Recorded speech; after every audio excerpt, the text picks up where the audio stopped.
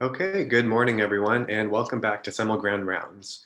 Today we have Dr. David Cohen here to talk about what is often an understudied question in psychiatry, which is the topic of involuntary psychiatric detentions here in the United States. A few reminders before we get started. If you have any questions, feel free to write them using the Q&A button, either during the talk or once the Q&A session has begun. Also, please remember to fill out the survey on Qualtrics in order to claim CME credit. You'll either get the survey right after closing the Zoom or you'll get an email around noon tomorrow. And with that, I will turn it over to Dr. Mark Kaplan to introduce the morning speaker. Thank you, and thank you so much. Good morning, everyone. And I want to first start out by thanking the organizers of today's Grand Rounds talk.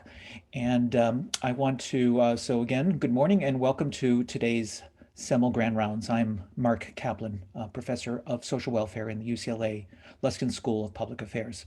It is indeed a great pleasure for me to introduce our speaker today, Professor David Cohen, an esteemed colleague who will talk to us about his recent research on involuntary commitment in the United States, a subject in which we should all be deeply interested.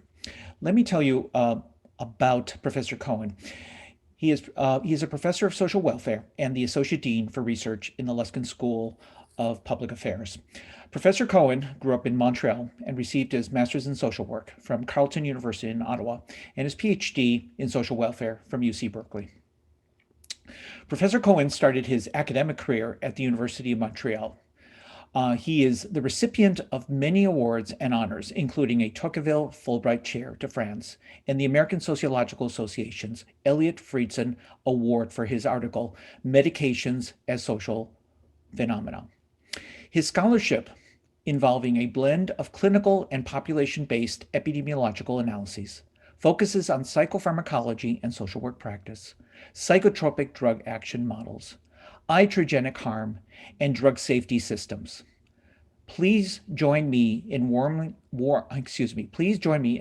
welcoming today's Semel Grand Round speaker, David Cohen. David? Thank you very much. Thank you very much, Professor Kaplan. Very, very nice of you to introduce me that way. I also want to thank the organizers of the Semel Grand Rounds for having invited me already 2 years ago, I think it took. And I'm very excited to present this research that was carried out in collaboration with Ji Lee, a PhD student in social welfare. The question I'm posing here is on the screen. I hope you can see it. How many people are subject to involuntary psychiatric detentions in the United States? The brief answer is we don't know. Here's how some investigators have described why we don't know. The lack of data, at least. The why is another story. The first quote is a group of investigators, including myself in 2011, beginning a first foray into the topic, looking for national cross-state data on involuntary psychiatric examinations and finding absolutely nothing, at least that was peer-reviewed or published or indexed in Medline, PubMed. The second was from a book in 2016, a really interesting examination from a clinician's perspective that pointed out that there is no federal database that tracks the number of patients who are committed against their will to psychiatric units each year. So we sort of knew this, but the short story really is that we do have some figures now because of the research that we did over the past 5 years, Ji Lee and I, and I'll share the numbers with you. It's the first time over 40 years that we have some figures. What happened 40 years ago? That's the last time there was a national survey. It was a survey of over 550 hospitals, general hospitals and psychiatric hospitals in the United States. And it found that 26% of approximately 1.17 million inpatient psychiatric admissions that year in 1980 were involuntary non-criminal commitments. 26% of 1,170,000 inpatient admissions that year. That was concluded in 1980. And that's the last data we have that speaks to the whole country. And that 26% of 1.17 million would be about 304,000 people or admissions. Big difference. For the last 10 years, we've been surveying the landscape, but for the last 4 years, G and I identified potential federal databases that we might not know about. We contacted their administrators. We looked at state data. We spoke to the administrators, officials, and advocates. And we then set ourselves to systematically search for publicly available data on that topic, on how many people were involuntarily committed under their state statutes. In California, we call it the 5150, Lanterman-Petra Short Act. In Florida, we call it the Baker Act, etc. And we wanted to know what sort of publicly available data was available. Publicly available is important in this context because deprivations of liberty in the name of mental health are controversial, they're stigmatizing, and they're likely harmful.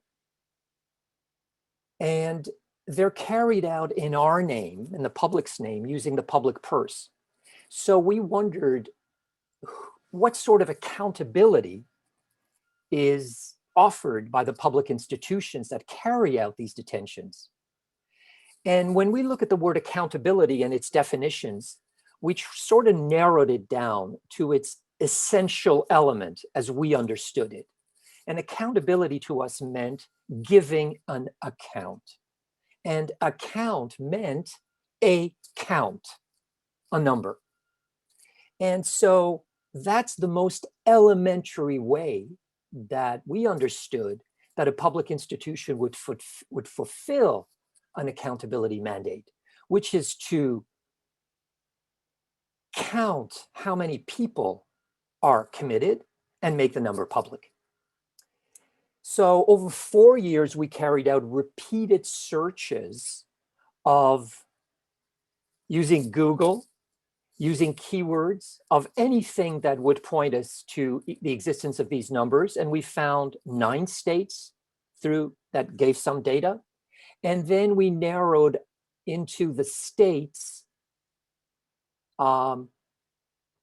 websites of departments of mental health or behavioral health, and then criminal or court systems websites using the same keywords. And then we increased our total to 38 states, providing some data, including a couple of states that one provided the information directly to us after a phone call, and one we found the numbers published in a peer-reviewed journal in a supplement. So that was 38 states. And then we examined the data, and we had to exclude 13 of those 38 states, leaving. Why? Because the data was simply absolutely not interpretable. It lacked basic definitions. It lacked basic descriptions. So we remained with 25 states, giving us reasonably interpretable data on commitments, both emergency and long-term. But you'll see in a moment the disparities. What I have on my screen now, I'm sharing with you, are which states had usable data, what we classified as usable, interpretable, reasonably valid in both our judgments. The lighter states that had data but unusable data for a number of different reasons, like the main one was lacking a basic description or definition, rather than say just the word, say, mental health, not even the word commitment, for example, or detention or examination. And some mixed criminal commitments with civil commitments, and we were only looking at civil commitments. And in white, you have the dozen states that had absolutely no data that we could find publicly available, including states that surprised us not to have this data, like New York and Illinois. And as soon as we began to examine the data, we saw the extreme disparities in the data. The slide that I'm sharing right now, which is coming like the previous picture from the publication that G and I put out in Psychiatric Services, which is referenced at the bottom of this slide. This slide, without having to look at it too carefully, shows an extreme variation in what sort of data was available. Just classifying the data in terms of what is the age group of the people that are being counted, what is being counted, that's the count unit, and what sort of detention is it? Is it what we might refer to as emergency, those 72-hour holds or 24-hour holds or 96-hour holds? Or is it something longer term that could extend from 14 days to 30 days to 90 days to much longer? So you could see, for example, looking at the age group column, you could see that only 8 states or 9 states actually bothered to define that they were counting adults, or only 6 states mentioned or provided figures on specifically children from 0 or 5 years old to 18 years old. For most states, it was not specified. And that, of course, has huge implications for what is your denominator when you're trying to calculate a rate per, say, 100,000 people. Do you just count children or just adults or the whole population of the state? And when you look at the count at the column over that, to the right of the age group, which is the count unit, we found that only 2 states counted persons, individual persons, rather than events, which might be duplicated if people are committed more than once during the same time period. And so on with detention type, with very few states, only 8 or 9, giving us long-term data, specifying long-term, and most other states not specifying whether it was emergency or short-term. So this is just one example of the kind of enormous variation that we found in the 25 states where we found data. What did we find? What we did is we counted, we checked the data carefully, and then turned it into population rates by using census data. And this is the distribution that you see now, the rate per 100,000 people of all ages, emergency psychiatric detentions in the 25 states during the period that we searched for, which was post-2010. So we looked for data that was after 2010, and we stopped the study in 2019, essentially, or 2020. And the latest data we found was up to 2018. About 22 of the states had at least 6 years continuous data. So what does the slide show? Immediately, the lighter shade of columns start in 2011, and the darker black shades end in 2018. And we have 25 states organized alphabetically. You can see immediately the highest is Florida, at the highest rate, reaching to 966 detentions per 100,000 people in the state.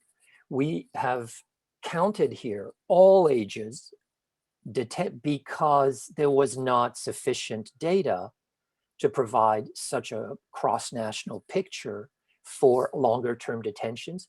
So when the duration was not specified, only one state, Vermont, actually specified and gave data on longer-term detentions. No other state really looked at them except just mentioned that this applied to long-term detentions. So we treated all of the data we had for this chart as being at least emergency detention, which is that initial variable, but from 24 hours to sometimes up to 10 days of initial involuntary psychiatric detention. California, you can see, the third one from the left, is up there in that near an average over the 6-7 years of data, around the 400 detentions per 100,000. So that's the most complete portrait of the rates per person of all ages of involuntary psychiatric detentions in the United States, 25 states. We had found nothing in our searches of literature. We found no comparison of even 2 states, and we had found no multi-year comparison of even 1 state more than 2 years. So we thought that this was the most complete portrait that's available, as far as I know, as of today. It's important perhaps to compare this data with European figures, and that's what I just wanted to do here, to show you that even to my surprise, we have not so divergent figures when we compare with Europe. And not only in terms of the actual figures that we found, but in terms of the trends too, and in terms of the kind of data, and in terms of the scope of data that researchers were able to find. We always have this sense that the Europeans have it together better.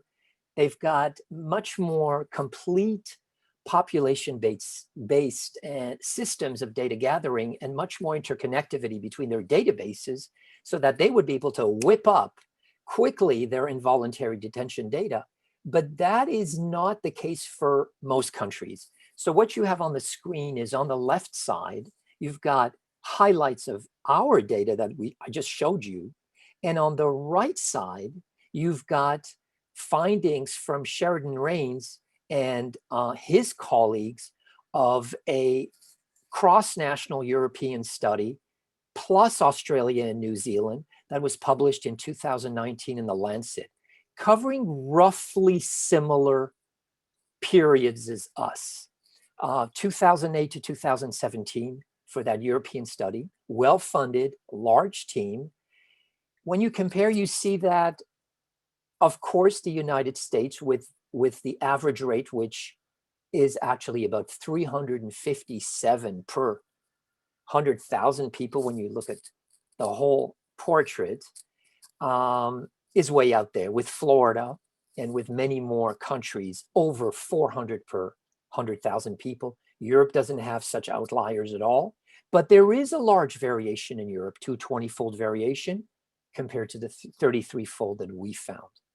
When we looked at trends over the period, we found that 15 states had increases of their rates of detentions, while 7 had slight decreases with a couple major decreases, which is roughly similar to what the Europeans also had. And what was similar about both was, first, the number of countries that they were able to find data for. Now, Europe has about 45 or 44 or 50 countries at latest count. They were only able to produce counts for 22 of them, so roughly half, just like we were able to find data for roughly half of the states. But what is also similar is that their counts, like ours, were very ambiguous, that emergency and longer-term detentions were mixed in really unspecified ways in the data that they had access to, and they took pains to also point this out. What we have also produced in this, and this slide, as far as I can understand, is the most complete portrait of child detentions, involuntary detentions of minors in the United States.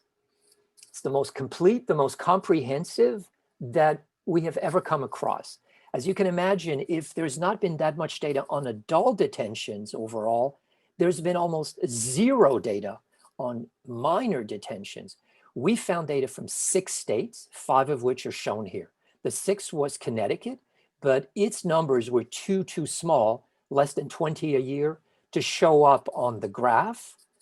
And so we are showing the 5 states with relatively,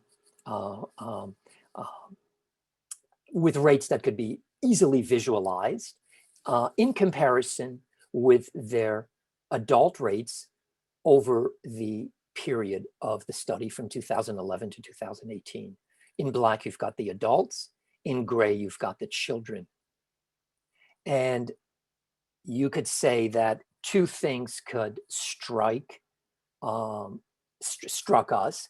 Number one, the trends, the lines of the rates over the years look almost parallel. That is, the lines between the adults and the children within each state. Look at California on the very top. When the rate goes up for adults, it goes up for kids. It goes down for adults, it goes up for kids. Look at the rate for Colorado, almost strikingly parallel until the last year of data, 2016, where the rates are joining.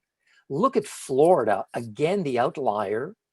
Florida has such a high rate, the highest in the country as far as we could tell, not only of adults, but of minors. And Virginia is also strikingly parallel, except for Wisconsin, where the lines converge a little bit. So that is the most complete, again, I want to emphasize that, picture we have of involuntary psychiatric detentions of minors in the United States.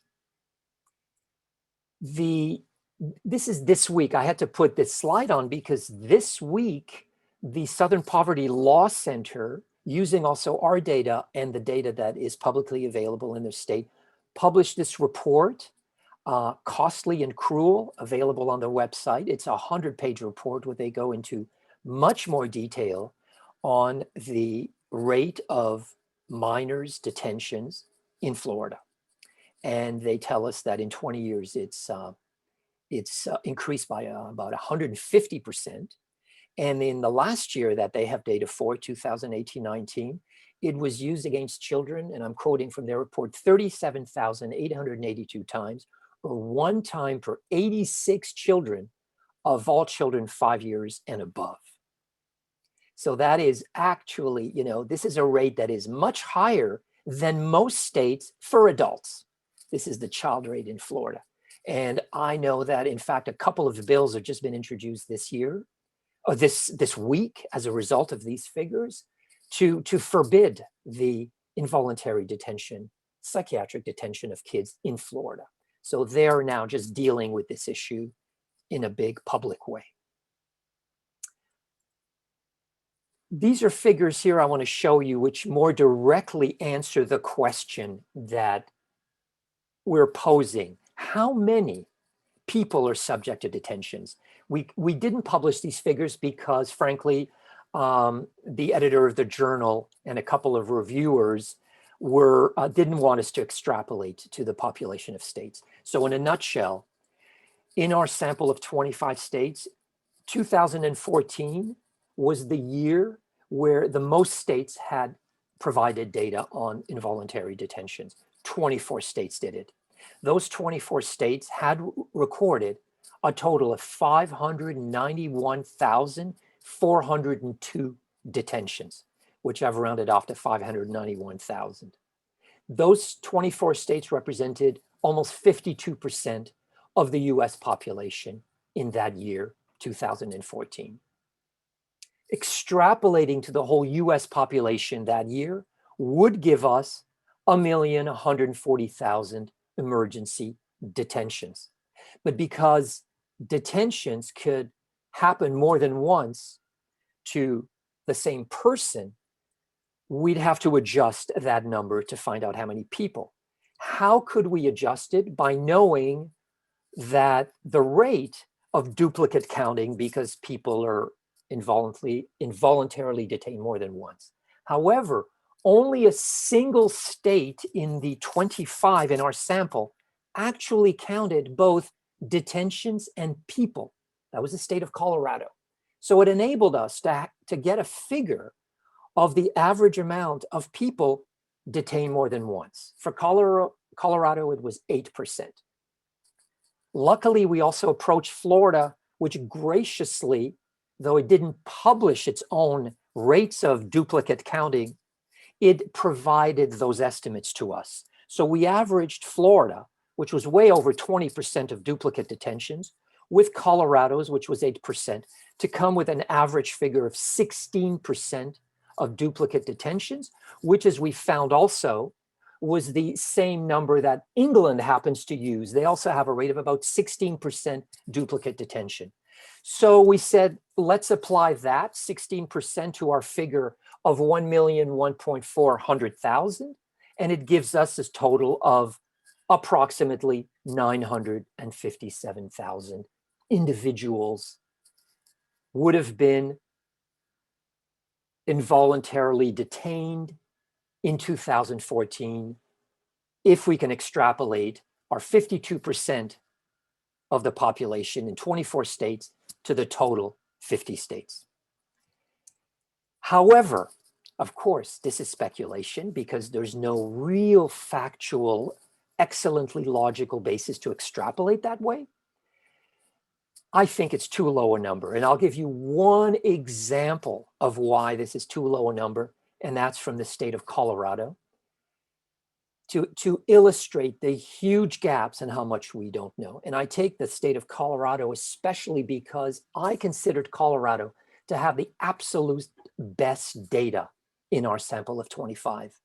For about 5 years, it published what I would call exemplary data on involuntary commitments. There were about 8 states that did so: Colorado, Virginia, Florida, Vermont. I'm forgetting a few, but Colorado seemed to me the best. It had clear definitions. It gave socio and economic descriptions of who was being subject to the data. It showed seasonal variations. It was really exemplary. It also counted people and events at the same time. And so Colorado, we found as we ended our data, had a bill that was passed in 2017 that mandated healthcare facilities not designated to receive emergency detentions or examinations to start reporting these detentions. Now, these were previously excluded from Colorado's counts, which is the counts that were publicly available to us. In 2019, an advocate made a Freedom of Information request to Colorado to tell us, well, how many of these people were previously excluded? And Colorado responded and reported and documented that from May through December of 2018, there were 18,701 involuntary 72-hour holds that occurred in 75 non-designated facilities. Those 18,700 detentions are close to 50% of the numbers of publicly available detentions. In other words, here's the state that gave us the absolute best data that was officially concealing almost half of all the detentions occurring in the state. So that is just an example of how there are huge data gaps. If something like this applies to the majority of states, we're way over 1 million. It could be 2 million people. Just an example that the number that I've extrapolated could in fact be much higher. Coming to the end, next steps. I and every author that writes on this topic decries the lack of US data on this topic. There are models in other countries, the models that have much better data. Not only do they have better data, they use the involuntary commitment data as a metric to evaluate the performance of their own mental health system. I'm thinking of the UK, has excellent data that it publishes every year. France has what they call a health atlas, which you can consult, anyone can consult online and do statistical analyses of the involuntary commitment data with other socioeconomic data by department of France. And then there's also Australia that publishes amazingly open data, at least some departments of Australia, on seclusion and restraints. So these are models that we're looking at right now to see what we could do with the US. And for our team to begin to now really go all out to enable proper grounding of American research into the rights restrictions in the name of mental health and especially their effects, the effects of this, of involuntary commitment, which is the most entrenched American mental health policy. It's entrenched into the laws of every single state for the longest time. So let's take it seriously.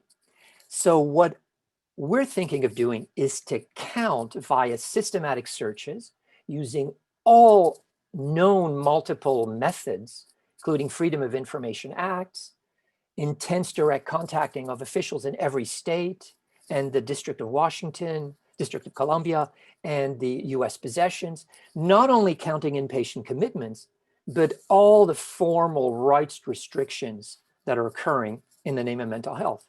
Outpatient commitments, that doesn't have a lot of attention and documentation, but conservatorships, guardianships, the seclusions and restraints occur very often, extremely, even less data than we have on commitments.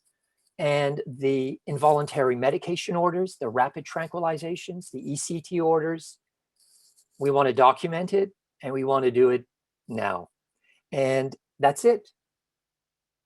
Thank you very much. I will be happy to discuss and take questions.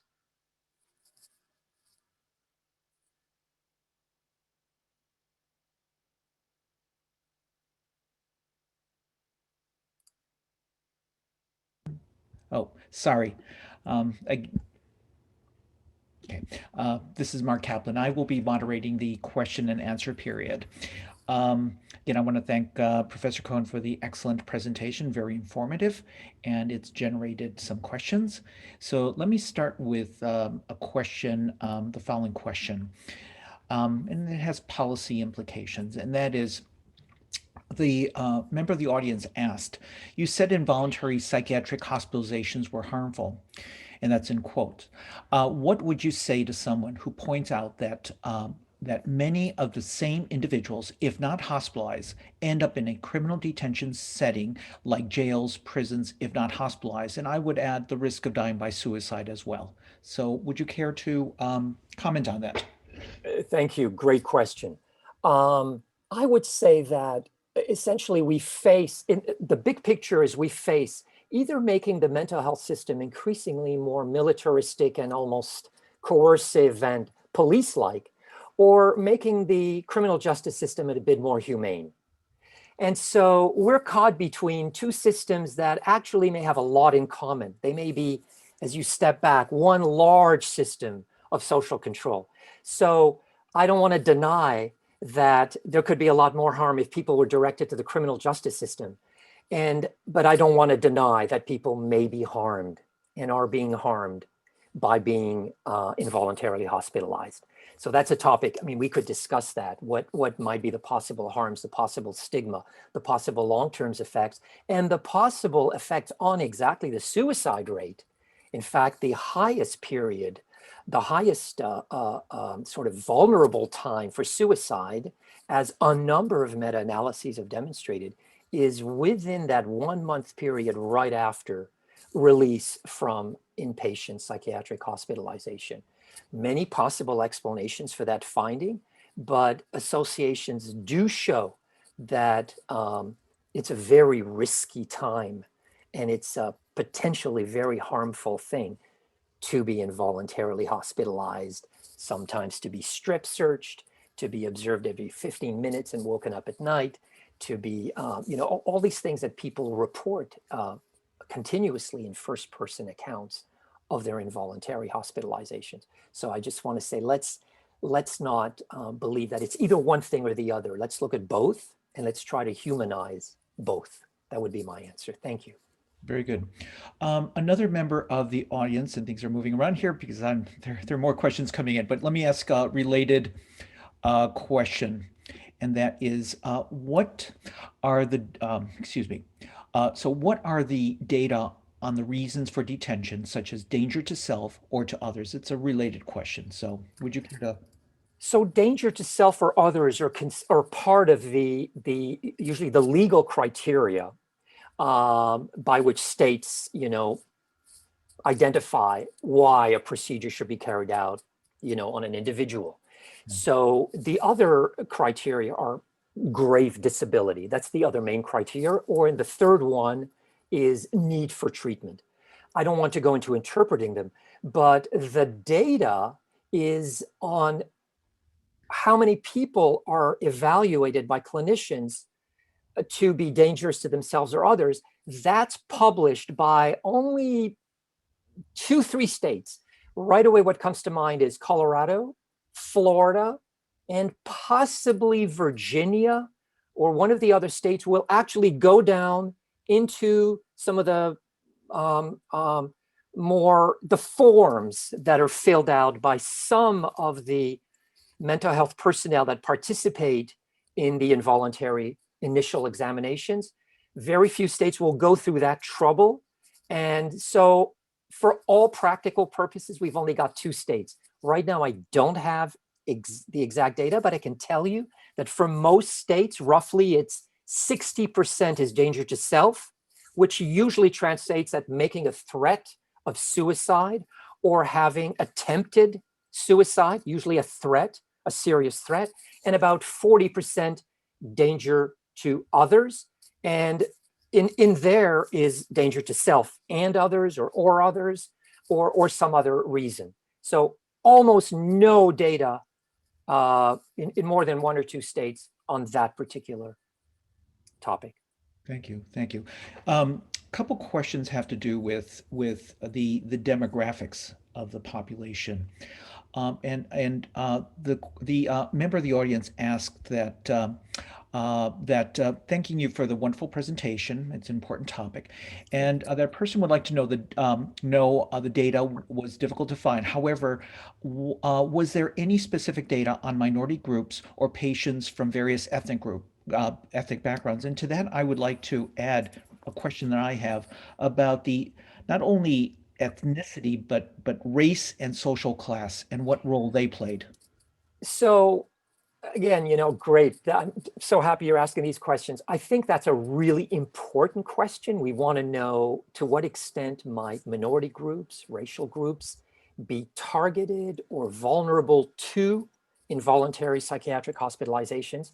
I don't really have any answer yet, but that's what I'm looking at as we speak. I'm looking at the few states that have published by racial categories, again, 3-4 states, who are being involuntarily detained. The report by the Southern Poverty Law Center that I referenced does have that data for the minors in Florida, and it looks like Blacks are being disproportionately involuntarily hospitalized, Black children. So, however, my superficial analysis showed that there wasn't a relationship for adults in the states that gave that data. Again, too few states. Another great question that we should be looking at if we had better data. And the issue of socioeconomic status, what role? Not mentioned by anyone. There's no data that we know that's publicly available right now, although there may have been 1 or 2 analyses within one state where someone made a connection to some socioeconomic indicator, neighborhood level or so.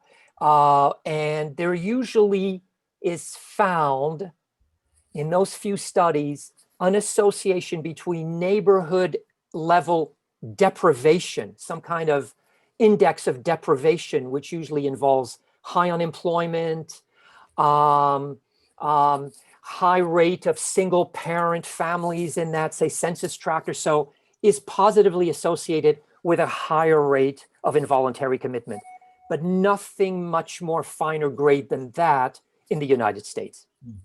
Again, I would say it's a wasteland in terms of what do we know?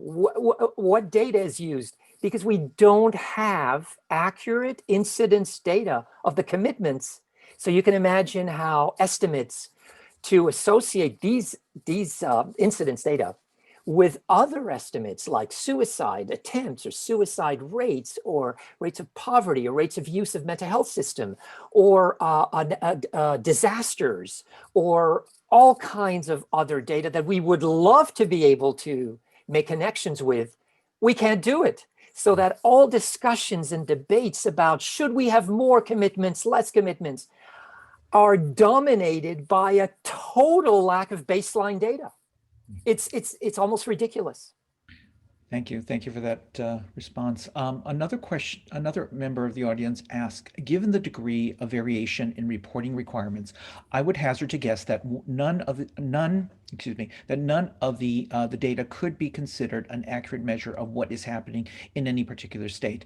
And with the possible recent exception of Colorado, any state should be underreporting massively, for example. Would you agree? Is a question, and I would think that there needs to be mandatory national reporting requirements, and is that even feasible to federalize the reporting of the phenomenon? Again, thank you for that comment and question. I think mandatory requirements are necessary. I just want to compare that to the data that we have on the other big deprivations of liberty in our society, which are those done under criminal auspices. That is, the criminal justice system arrests millions of people every year and incarcerates millions of people every year. And 50 different states have laws around that.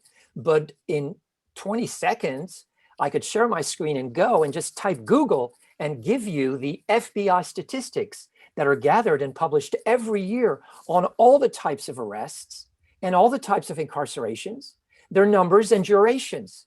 And that's the that's the Department of Justice that publishes these every year. So we do have, if there's a will, the ability to gather those statistics and to make them available for the entire country. They may not be perfect, but they're pretty good. So I do believe there should be mandatory requirements, because involuntary psychiatric detention by any name is a deprivation of liberty. And that under our Constitution is something, to say the least, very sensitive that we should be paying attention to. Now, the question that was asked was, are all states massively underreporting? I don't think all states are massively underreporting. I think that there are about 10 states that are making a strong effort to report. I think they're hampered by simply tolerating a number of counties not giving a central authority counts. I think that occurs in California, which makes an effort. Texas makes a very good effort. For example, Texas is the only state I know that has a dedicated database for ECT orders. It's the only state I know. Colorado does publish information on ECT orders. Texas has a distinct database and a distinct legislation for that. It makes a very strong effort to make these data public. It maybe, even though it tries, it may not succeed in doing it. So it's hard for me to answer the question. As a personal, not as a researcher, but as an individual looking at this, of course, I and G have scratched our heads to wonder what explains all this, almost as if the topic is taboo. And even officials that you can call sometimes and ask for data say, why do you want it? There's this suspiciousness that it's for people's good. So that can excuse any kind of gap, any kind of cutting corners. But the fact is, we just need more data, I think is the point. And we know that data, that some states definitely officially underreport. That should be enough for now. Thanks. So again, another data related question, and the member in the audience thanks you for the terrific presentation, and ask if you could wave a magic wand, or if you had the means, if you were in a position to do this in order to demonstrate the effect of rights restrictions on outcomes, what data would you suggest is needed? Ask the oh my God. So we've in my spare time when I can't sleep, I construct a scale. So far it has 30 items on which we are now rating all the states that have produced some data, and we're going to publish that or may turn it into a reward for the states that are doing well and a kind of a ding for the states that are really not meeting any minimum standards. And the basic data is how many people for how long. That's really what we need. How many, how long. We have a beginning of how many. We don't know if they're adults or children. So already you could see we have zero idea how long. Is it 2 days, 3 days, 10 days? Is it 6 months? Is it 2 weeks? No idea. As I mentioned, in 25 states, only Vermont gave an average figure of its long-term detained people. And the average was, I think, between, over the 8-year series that we looked at, it was between 29 and 38 days was its average rates of what it called long-term detention, just one state. So we are in the era of electronic record keeping, of, it's inconceivable to us. How do we not know how long people are held? So that would be the magic wand. How many? How long? Thank you. Again, quite a few questions about data. Let me see if, so I'm going to try to modify the question a little bit so it's not redundant. And it says data, another a member of the audience, about creating a list of the data you would like to have each state collect records and make available. What would be on the list? Who, practitioners, administrators, question mark, would you want to be the ones to collect and record the data?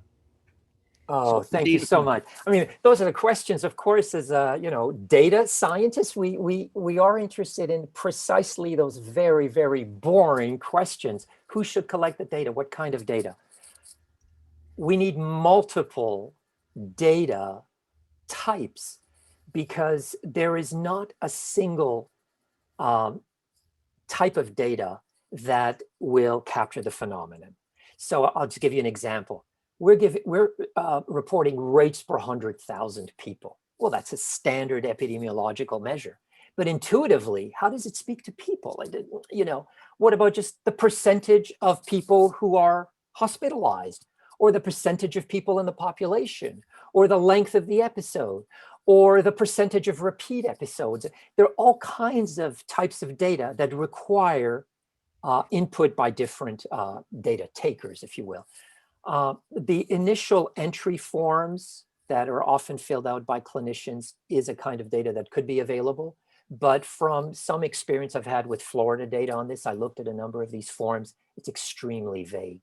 It's filled out in a cursory way. You can't quite tell too much. Some of the legal data is also very vague, at least the publicly available data. I want to point out that of the 25 states, most of 18 states, their data come from court systems. Now, the court system data is it's its own universe because it often doesn't have the disposition. In other words, we know that a case has been filed in court. It may be called involuntary psychiatric detention. We say, oh, that's data we want, but it doesn't say what happened. It doesn't say whether it was just filed. It doesn't say whether it was a repeat. It doesn't say what was the disposition. Was the person freed? Was the person remanded to maybe outpatient commitment? Was the person remanded for a 14-day commitment that would be reevaluated? We have no dispositions for most of those 18 states. Just to give you a sense, we need data from administrators, clinicians. We need data people. I'm now in the process of seeking funding to pay a select sample of states money to hire people to collect some of this data. So looking for that money to pay others is complicated, but I think with the utter lack of data and the timeliness of the topic of detentions and the many, many unanswered questions about the effect of the detentions, I'm just keeping my fingers crossed that we'll be lucky to interest not a government agency, but a foundation that might want to think that we need to start that systematic collection of all instances of rights restrictions in the field. Thank you. Thank you so much for that answer. Another audience member asks, there is perhaps ironically growing pressure from counties and at least some states to broaden rather than narrow the criteria for involuntary psychiatric detention. For example, the Los Angeles County Board of Supervisors has in recent years considered trying to mandate involuntary psychiatric detention for persons with serious mental illness who are not taking care of their basic medical needs, such as managing diabetes or hypertension or minor infections. What do you think about this potential use of involuntary detention to mandate medical behavior in patients who arguably lack agency as a result of mental illness?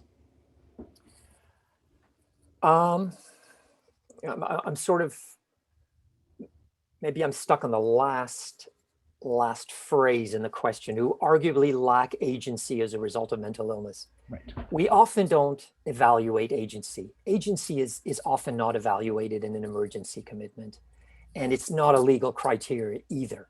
The criteria is this person dangerous to self or others? Whether they lack agency is a broader question and quite unanswered, because often we'd have to evaluate capacity to make a decision. Capacity. And when people, the issue of capacity or competency is only raised when someone disagrees with treatment. When someone agrees with treatment, we don't often worry about, are they capable of making this decision and possibly getting harmed by the treatment? That's my phone. And so, but the question is, what do I think of the issue?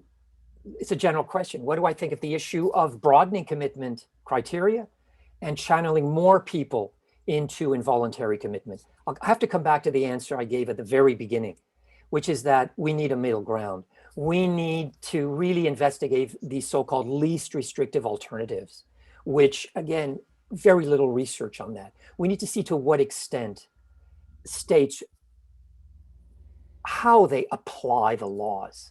There was a very famous study by Paul Applebaum back, published in 1994, called Almost a Revolution, that looked at how the sort of revised commitment statutes that gave more due process protection to individuals who were being committed back in the 70s and 80s, what impact did that have on actual commitment practices? It's called Almost a Revolution, the title of Applebaum's book, because nothing happened. Very quickly, the rates increased or returned to their pre-reform levels, or went way beyond those pre-70s levels. That is, and Applebaum concluded that the people who are charged with administering the law, they're tasked with, they're delegated by the legislators with doing the work. They will bend the law to what they think is the consensus in society and what they think ought to be done. So we don't even know exactly the impact of the laws. All of this to say, we need a middle ground. We need many more alternatives. We can, as John Stuart Mill said in this idea of when do you constrain someone, there's a piece of that famous quote about when do you constrain someone. He said, only after you implore them, you entreat them, you convince them, you demonstrate them, you try everything else, are you then justified in imposing and overruling their will. I don't think we do enough of that. Great. Thank you for that answer. So I'm going to move this in a slightly different direction and perhaps step back into your earlier work. And this will probably be the last question. We only have about 5 minutes left. So you can approach it in any way you want to. And the question is, again, from the audience. And the question is, you have published a book called Your Drugs May Be the Problem, referring to psychiatric medications. What do you propose as a solution for individuals who are severely mentally ill and unaware of their mental illness? The book was called Your Drug May Be Your Problem. It was written with... May be the problem, it says here, but... Yeah. Okay, thank you, yeah. It was co-authored with Peter Breggin, sort of a pariah psychiatrist, back in, when did we write this? The first edition was in 1999. What do I propose as a solution for people who are severely... Any response to that, perhaps that criticism that you have? Severely ill and unaware of their mental illness. everything but medication is a response. In other words, anything but medication, anything other than medication is an alternative. I happen to think that the way the shapes that forms of distress take, the way they're expressed by people has a lot to do with the messages that clinicians and the mental health establishment gives. This is the Ian Hacking sort of thesis, that the forms of distress take different shapes according to each era, according to what each era finds really important, according to the kind of, certainly in our day, the way that the DSM diagnoses have become so sort of iconic and popular. In that sense, what we see is a bit what we expect to see. What we've said is the way the problem looks to us, because there's a kind of an interaction. And so for that reason, we think that medication is essential because we think medication is essential. So it's very circular. And so I say, break out of the cycle for a moment, at least in your mind, and consider that anything but medication as a first line response might be useful.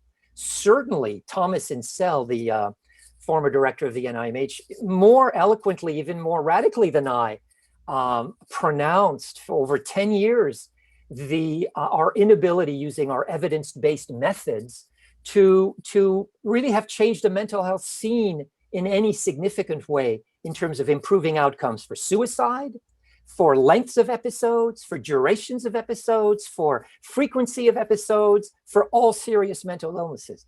So basically, we keep saying that medication might be the answer because it's the most evidence-based, but the indicators of psychiatric sickness in the population are only increasing despite unprecedented access to medications. So that's my general big picture answer. Otherwise, we'd have to talk case by case. And with that, I'll be happy to chat with anyone. Thank you. So I think we're almost at the end. Maybe there's just time for one quick question. That is, the member of the audience asks, in terms of outcomes, how would you measure that systematically? This is in relation to good clinical outcomes. Outcomes. Okay. Well, clinical outcomes is one thing. Social outcomes is another. Employment outcomes is a third. Self-esteem outcomes and trust of the mental health system is yet another. Suicide attempts is another. Leaving completely the orbit of the mental health system, which could be a good thing for some people, is yet another. So there are a multiplicity of outcomes we could be looking at when we are trying to determine the impact of the most radical mental health intervention.